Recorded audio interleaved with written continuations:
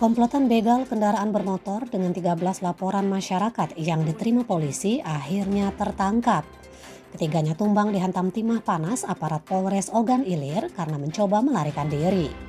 Ketiga pelaku adalah Aman alias Herman, warga desa Campang 3, Kecamatan Cempaka, Kabupaten Oku Timur, Dio, warga desa Kangkung, Kecamatan Semedawai Barat, Kabupaten Oku Timur, dan Mulyadi, warga Jalan Sarjana, Kelurahan Timbangan, Kecamatan Indralaya Utara, Kabupaten Ogan Ilir.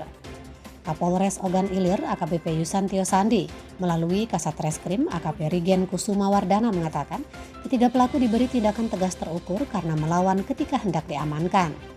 Kapolres menjelaskan berdasarkan catatan pihaknya ada 13 laporan masyarakat yang menjadi korban begal komplotan ini. Menurut Kapolres, ketiga pelaku ditangkap di kediaman masing-masing pada Sabtu 16 April 2022.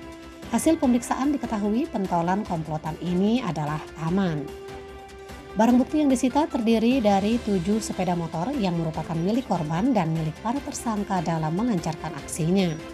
Atas perbuatannya, ketiga pelaku dijerat pasal 363 KUHP dengan ancaman 7 tahun penjara dan pasal 365 KUHP dengan ancaman 12 tahun penjara.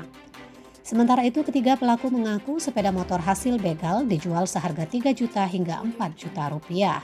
Semua sepeda motor hasil curian dijual di wilayah Oku Timur. Isro Antoni melaporkan dari Mapolres Ogan Ilir.